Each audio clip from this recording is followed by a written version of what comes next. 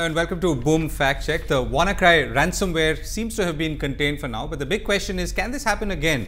Are your systems fundamentally not capable of defending an attack like this, which of course will be new every time it comes around? So I'm going to ask a couple of guests that we have here for their points of view, and also maybe try and advise, find or seek some advice on how this can be prevented in future, whichever domain you are working in. Sanjay Katkar, CTO of Heal from Pune, joins me. Also Kartik Shinde, partner at Ernst & Young, looking after their cybersecurity practice for their financial services arm, and Pavan Duggal, cybersecurity expert, also joins me from Delhi. Thank you all for joining me. Kartik, let me begin with you.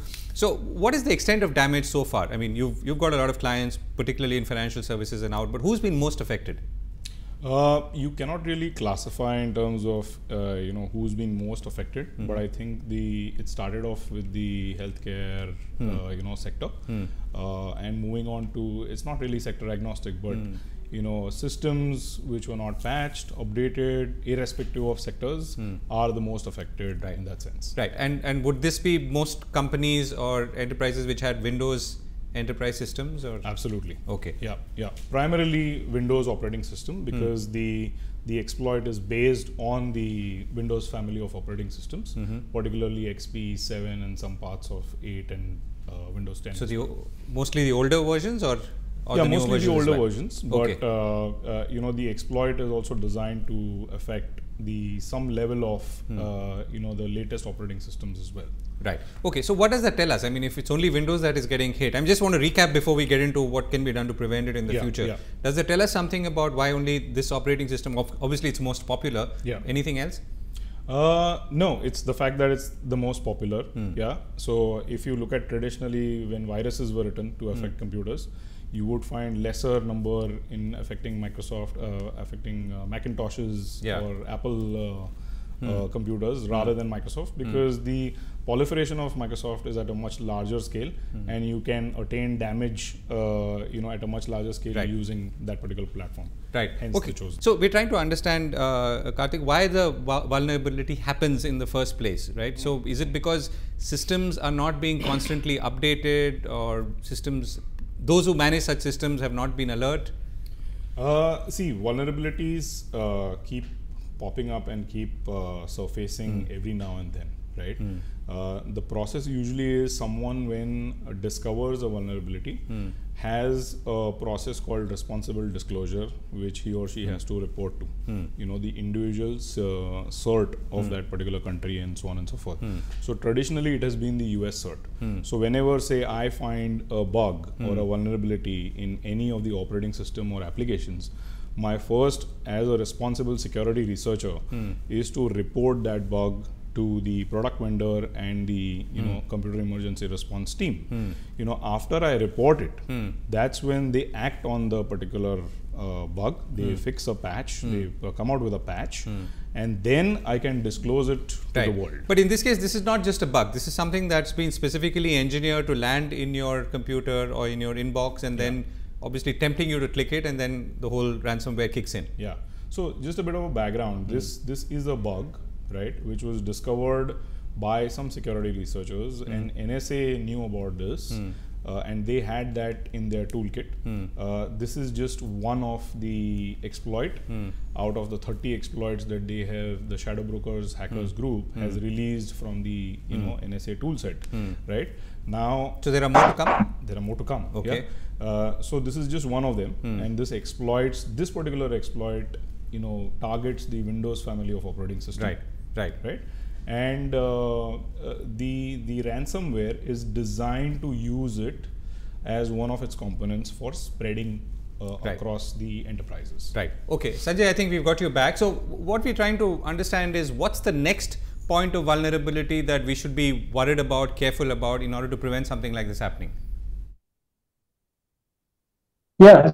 So as I was saying, vulnerabilities are something that we will have to live with, in the sense the problem is with the size of code that is being designed daily, and the kind of applications that are being updated. Means we come out with a lot of newer software daily, and so there's a lot of chance for that application to have some vulnerability left unknowingly by a developer, because the sheer number of lines of code is in millions that is getting generated every day, and so there's always chance that some kind of bug is left there, and that is what these hackers always try to exploit. So they research on that and they come out with an exploit to means a code that can exploit that vulnerability and infect you. So this is happening since years now, and we have to live with that fact that there will be softwares that will be vulnerable, and we'll have to make sure that we always keep a watch on all the latest updates that are released by the vendor, and make sure that we use the updated software, so that at least we are sure that those known vulnerabilities are patched,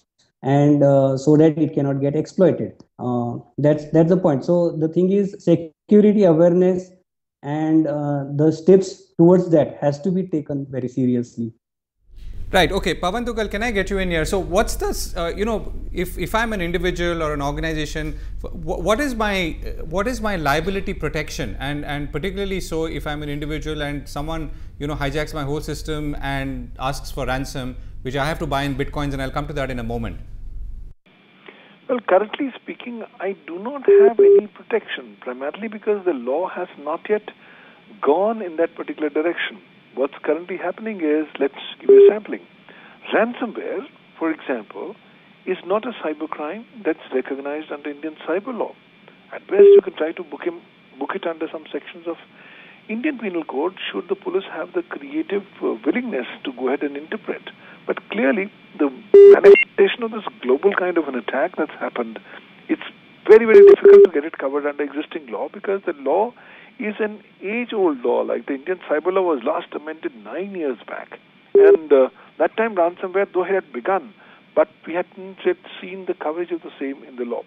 As far as liability is concerned, in case if my system gets attacked by this virus, I have no effective remedy. I can try to go to the police station and try to get a case registered, but I'm not so confident whether the case will be registered. At a time when 25% of the police network of Andhra Pradesh Police has been impacted by this ransomware, it's very, very apparent that India has been caught napping. We were sleeping while this attack took place. No wonder, as a nation, we haven't yet come up with dedicated focus and priority on cybersecurity. India still doesn't even have a cybersecurity law which can provide effective remedies and redress mechanisms available to victims of cybersecurity breaches, like the present case.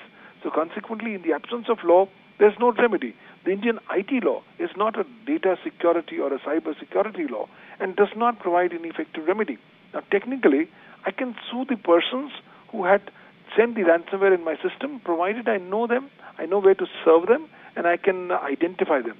In a case like this, where a majority of this attack has originated from the darknet, and where more than 150 countries across the world are still clueless, trying to find out where it has originated and how do we detect, investigate, and prosecute these criminals and cyber criminal gangs, I think it's imperative to understand that currently we have no kind of remedy in terms of liability protection. Right. Pavan, thank you very much for joining us there. So let's get back to the fundamental question, and let me come back to you, Kartik. So if an attack were to happen, how is it that I can in future protect myself or protect my system? Since you said that there are many more to come. Right. So some of them are really basic hygiene elements that organizations should follow. Right. One is a regular patching process. Yeah. Right. Updates and patches have been there since the evolution of operating systems themselves. Right. That operating systems are there now. You have apps on your phone, and you always see that it's being updated or patched, and bug fixes come. Yeah. And things So like one quick sort of allied question: Can a phone be? Can I be a victim on a phone? Yeah. Why not? Okay. Why? Because I would click it, but it will only be the phone that will get affected, right? Yeah. Yeah. Yeah. Okay. Yeah. So different forms of infection, irrespective of what technology you use, right? Or what device I'm on, or what device you're on. Okay. Like there's a joke circulating around tomorrow when the Internet of Things happen. Everything will get networked, and every particular item in your household which is connected will be a system. Yeah. And that will be vulnerable to a particular. Yeah, like closed circuit cameras, which many people use. Exactly. Or wireless IP cameras. Yeah. I meant wireless IP cameras. Yeah. Yeah. I mean, and there is a search engine, for hackers, which if you just give a country, and a region, tell you what IP cameras are live, and you can get live feeds from there, just because they are not password protected. Guess what? It doesn't have a vulnerability. It's just that by design, it doesn't require authentication. Right. So it's getting more and more budding. Yeah. So what's the protection going to be for this, Sanjay? I mean, as we talked about, it's not just my laptop or my mobile phone or some other tablet device that I look at, but it also could be the wider network that I'm connected to. Yeah, so as Kartik rightly pointed, we have seen these cyber criminals as well as the other hackers have started making use of this IoT devices that are connected on the internet. And right now, even though these IoT devices are having very smaller footprint in terms of resources like memory or speed, but then they are still using those resources to perform newer attacks on the regular computers or servers. So there they are, means I'll say cyber criminals are always ahead in thinking in terms of making use of all such latest devices. So whatever we are currently seeing, like using laptops and phones, we are now, people are asking me, are phone vulnerable, are they getting attacked? I am seeing so many attacks happening on phone. In fact, not only phone, but if you are having a security camera at your door, it can be attacked, and it is getting attacked, at least for some kind of usage, for trying to use that phone to attack somebody else, and nobody knows that. Even the routers that we use at home, like Wi-Fi routers, are having default passwords, and they are also being attacked. They are being used for performing other cyber crimes actually, and that is happening day in and out, and so people are completely unaware. I mean, the things are already gone ahead. We should really wake up and make Sanjay, people can aware I throw a question in here? Is very important. Yeah, Sanjay, so are you saying that basically we should ensure that we have the basic level of security, like having a password for the router and so on, or do we need to do something more to protect ourselves against the next line of attacks? Yeah, so you rightly pointed, the basic security of having password is very important. Changing the passwords, not keeping them default passwords. But at the same time, there are tools, there are softwares that are coming out with the ways to make sure that your router is scanned, clean, and made sure that it is not affected. So people are not aware of those things, and in fact, people are not aware that their routers can get infected. So that's one of the points. So the point I'm trying to make here is the lack of security awareness is so at such a low that we have to start from, I'll say school or colleges, and this has to be like kind of compulsory, because everything is online nowadays and we cannot keep so go back online. So go back to educating or the basics of education and our day-to-day life. Right. Okay. Can I come back to Kartik? So, one of the questions that people have been asking, are ATMs safe, or could something happen to them? So, as I understood it, most of this is triggered because a mail lands in your inbox and then you click on something, and that in turn opens up the virus into your system or lets the virus loose. But in an ATM, you're not actually doing anything like that. So, therefore, are we safe or unsafe? So good question. So let's say the ATM, let's say the mail actually comes to one of the employees within the bank, right? And the bank's network is connected to the ATM network as well, right? It should not be ideally, but in some cases it is, right? Now the quality or the ability of this ransomware is to not just spread via an email, but it also spreads laterally because it sees there is a network of computers attached to the same network where you are, right? Hence, there is a huge possibility that once it lands into one part of the network, it can spread laterally to other parts of the network, and one of them could be an ATM network as well. Right. Okay. So one more question, Sanjay, if I can come back to you. So if it were to land on my system, and obviously it's happened to many people already, and it's frozen up, what do I do next apart from calling you? Oh yeah. So if you're already affected, the only thing you can do is switch off the machine and remove it from the network. From at least this will stop that virus from spreading in your internal network. Even though it is very fast, but I will say keeping it on will definitely add your machine attacking more machines on the other network or on the other side of the internet. So the first thing has to be like switch it off. And means currently there is no decryption available, but most of the antivirus vendors are working on the decryption, means researching on how to decrypt the data, so since this is so high profile now, that there will be some success to some AV company or a researcher who will come out with the decryption, and if that good news comes, then your data can be decrypted. So that's the only thing one can do right now actually. Bitcoin seems to be the preferred modus operandi here in this case, to pay the ransomware. So is there something that we should be doing in that direction? I mean, follow the money, sort of track it down and so on? So, tracking down payments and tracing down who has received the payment in the entire Bitcoin, setup is impossible. Is difficult because the entire design behind the Bitcoin currency exchange was based on encrypted cryptocurrency format. So it is very difficult to kind of trace, almost impossible, to where it has gone, where it has originated from, and things like that. So it's a bit difficult to kind of trace back where it actually went to. And someone who receives this is also hopping through multiple channels, right?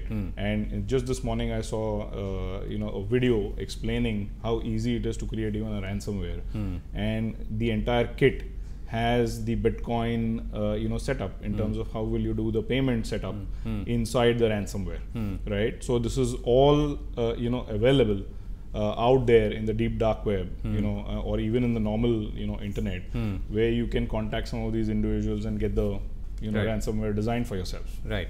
So, okay, so you're saying that therefore don't make the payment. I mean, if you're absolutely stuck, not. so whatever it is, don't make the payment, just run take your computer and run away from the network. So like Sanjay mentioned, there are a few cases where we were able to decrypt or recover back the data. How it happens. So whenever a data is stored on your laptop, right, there is a thing called as volume shadow copy, right? Now generally, and what we've seen in WannaCry is some of the variants actually delete the volume shadow copy as well. But in some cases, if you're lucky and the ransomware particular malware or worm has not deleted this volume shadow copy, then we'll be able to recover all the data as well. In some cases, we have been able to recover it. In some cases where it has deleted the volume shadow copy, we've not been able to recover it. Right. Okay. Last couple of questions, Sanjay. So one of the questions that's come in from Ron Abraham, he asks, maybe more people should have non-pirated or legitimate software, and maybe that's one reason why more systems get affected. Do you agree with that? I'm not like that in the sense open source will still do, but the only point is we should be using the latest one and the updated one. So okay, when there is a software that only supports updates to paid version, then I'll recommend to go for paid version. Okay, because since open source is purely free, but they also support updates, that's a completely different thing. But if it is a paid service like Windows, which is a paid service, there you have to go for a genuine version, actually a genuine software.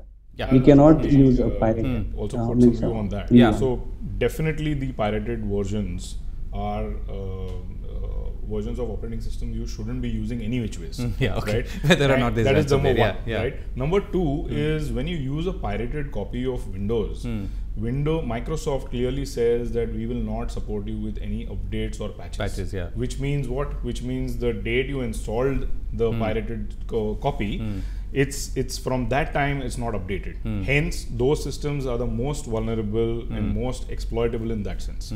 Most of the times these pirated copy of Windows come with the backdoor itself because it's given for free, right? And hence come with a lot of backdoors in itself, right? So it's always better to make sure that you're not using a pirate copy of any operating system for that matter. Right. Okay. So let's sum up very quickly, Sanjay. If I would ask you for the 3 steps we should be taking to prevent such attacks in the future or be more careful and guard your system, so to speak, what would they be? So 3 steps I'll list is like have the genuine OS and up-to-date OS updated. Secondly, have a security software installed, and third, keep backup of the data regularly. That's the 3 steps I'll say.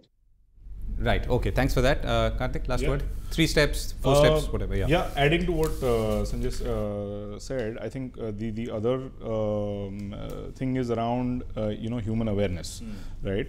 Now, a large part of home user base or even enterprises, the awareness level should increase.